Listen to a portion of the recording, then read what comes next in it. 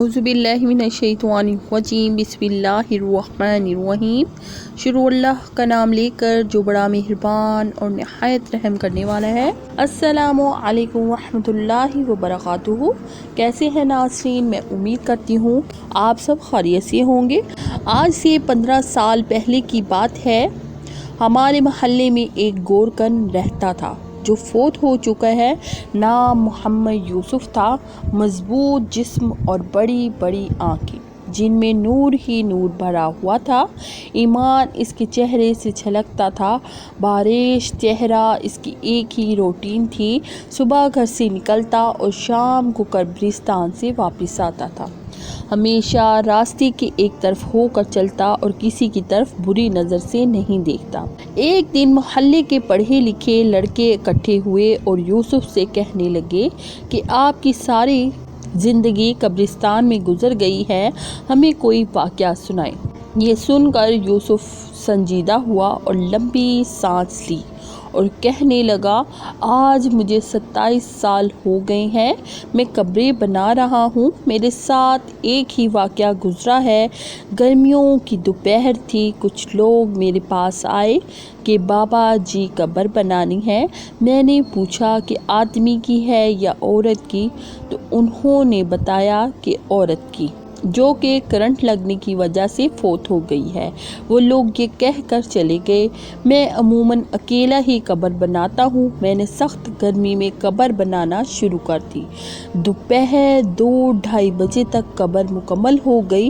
قبر کو final touch دینے کے لیے میں نے قبر کے اندر کدال ماری تو مجھے ایسے آواز آئی جیسے کوئی شیشے کی چیز ٹوٹ گئی ہے، اور بس پھر خوشبو ہی خوشبو پھیل گئی اور قبر ٹھنڈی ہو گئی۔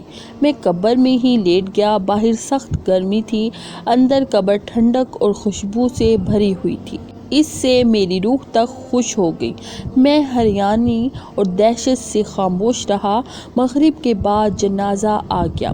عورت کے ورثاء نے اسے دفنا دیا اور چلے گئے، مگر میرے اندر تجسس بھرا ہوا تھا کہ اس عورت کی کون سی نیکی ہے جو اس کو اتنا بڑا انعام ملا ہے۔ باتوں ہی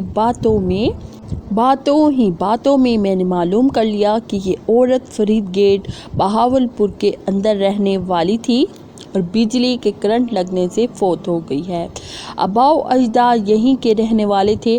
میں پوچھتا ہوا فرید گیٹ پہنچ گیا اور عورت کے بارے میں معلوم ہوا کہ اس عورت کا خاوند کچھ عرصہ پہلے فوت ہو گیا تھا۔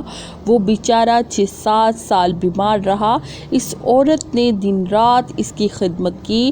خاوند کی شدید بیماری کے باوجود اس کے ساتھ بے وفائی نہیں کی اور دل و جان سے اس کی تیمارداری کرتی رہی۔ باوجود غربت اس کو محنت مزدوری کر کر کھانا کھلاتی رہی اور اپنے جذبات کو اپنے بیمار خاوند پر قربان کر دیا۔ جو لوگ اللہ کی رضا کی خاطر بے لوث انسانیت کی خدمت کرتے ہیں اور اپنی راتیں بھی اللہ کی راہ میں جاگتے ہیں، انہی لوگوں کے بارے میں اللہ تعالیٰ نے فرمایا ہے کہ ایسے انعامات دوں گا کہ جس کو کسی آنکھ نے نہ دیکھا اور کسی نے تصور بھی نہیں کیا۔ خوش نصیب ہیں وہ لوگ جن کی قبریں خوشبو اور ٹھنڈک سے بھری ہوئی ہیں۔ دعا ہے کہ اللہ تعالیٰ ہمیں اور سب مسلمانوں کو بخش دے اور آخرت میں ٹھنڈک نصیب فرمائے، آمین۔ میں امید کرتی ہوں یہ واقعہ آپ کو پسند آیا ہوگا۔ اسی کے ساتھ دیں مجھے اجازت۔ اس طرح کی مزید سچے واقعات دیکھنے کے لیے ہمارے چینل کا وزٹ ضرور کریں۔ السلام علیکم ورحمۃ اللہ وبرکاتہ۔